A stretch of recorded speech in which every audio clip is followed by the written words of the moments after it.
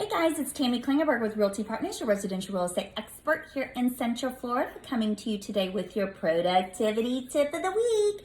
Get excited. We are wrapping up our August series, Allocate August. We are on segment 3 of 3.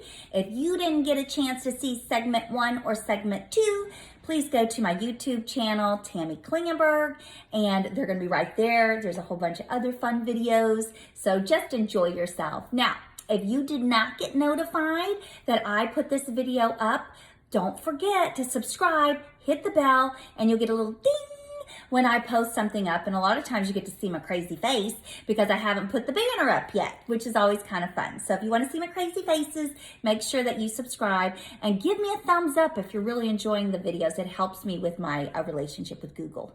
So it's so exciting. Anyway, so let's move on. I love our quote of the month. Our quote of the month is promote what you love instead of bashing what you hate.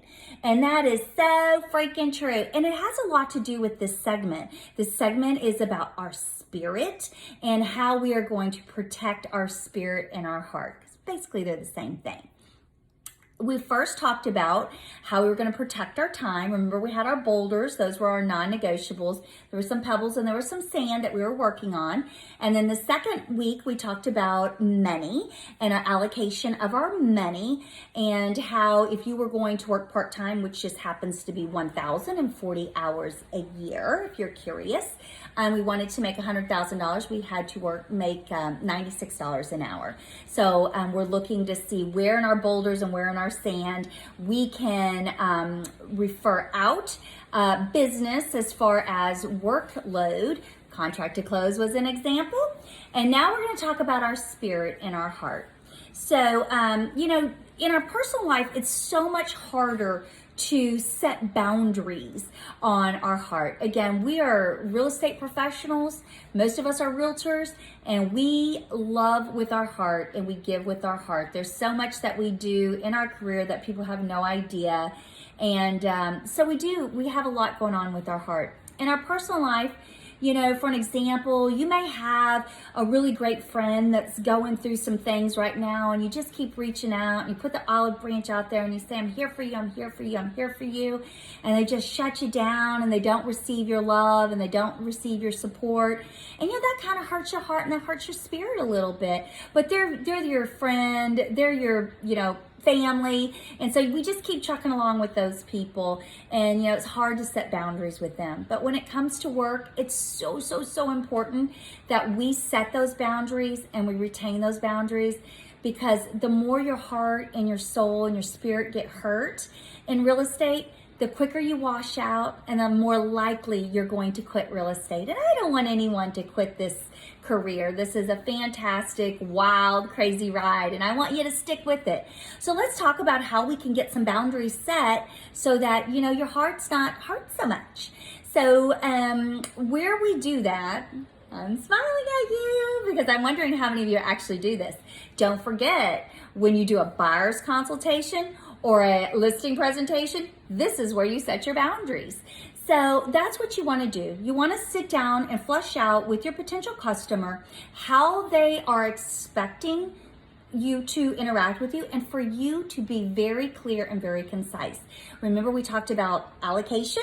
So you want to tell them about your time. When do you work? Do you work 24 hours, 7 days a week? I hope not. And you must be clear and communicate that with them. Do you do every single component of your transaction? Maybe not. And you want to be clear that you have a team and kind of who on your team does what. So being very, very clear. Now, if you get in that consultation and you realize that there's not a personality match, or you get in that consultation and you realize that you guys communicate on different levels, if you get into that consultation and you realize the property is an hour and a half from you, this is the one that most agents fall apart on, is they always accept the opportunity, me included. So if someone is in your buyer's consultation and they say they want a house in, I'll give an example, you live in Orlando, Florida, and they want to buy a house in Miami, that may not be a good use of your resources, and that's where you got to set your boundaries. So when you go through that, make sure that you are clear with yourself and what areas and what works for you. Again, as I always say, we're running a marathon, our customers are running a sprint, and you want to make sure that you guys are on the same trail. If you're not on the same trail, and this is where the productivity tip comes in, you must refer out that business. And it doesn't make you any less of an agent if you do a referral. You want that particular customer to have a wow experience. You want them to have a VIP experience. And if you already know in your heart that you can't give them that, then what you can give them is a referral to someone who's a match. And it's very easy. During that consultation presentation, you say, thank you so much for the opportunity. I work with a great team of people, and now that we've had this conversation, I know exactly who I'm gonna have work with you on your deal. However you want to say it.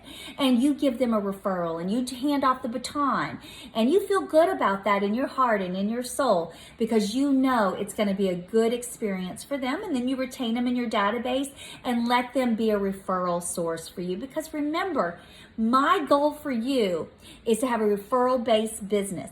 And if you're pissing people off, or they're pissing you off, you're probably not going to get a referral from them. Heck, I had someone cuss me out last week, which was odd. I don't usually get cussed out, but I did. And I guarantee you they're not going to be giving me a referral. Now, I wasn't the troublemaker in the process, but I still got the blame for it. And you know what? Sometimes that happens. And again, you just got to protect your heart and your spirit. And you got to know that you weren't the troublemaker, but you also need to kind of flush that through, because I did have someone tell me very, very early on in my career to keep your eye out, because in every single transaction, there's at least one troublemaker. And if you can't figure out who the troublemaker is, then you better look at yourself and figure out what you're doing to be the troublemaker. But I bet you can figure it out pretty quick, and that way you can manage that person a little bit better. So anyway, your productivity tip is refer, take your referral bonus, keep those customers happy, protect your heart, protect your spirit, and don't be the troublemaker. I hope you enjoyed this series. You can find me on Facebook. You can find me on YouTube, Instagram. I haven't done any TikToks lately, but maybe that'll come soon too. I hope you have a fantastic week. Talk to you soon. Bye-bye.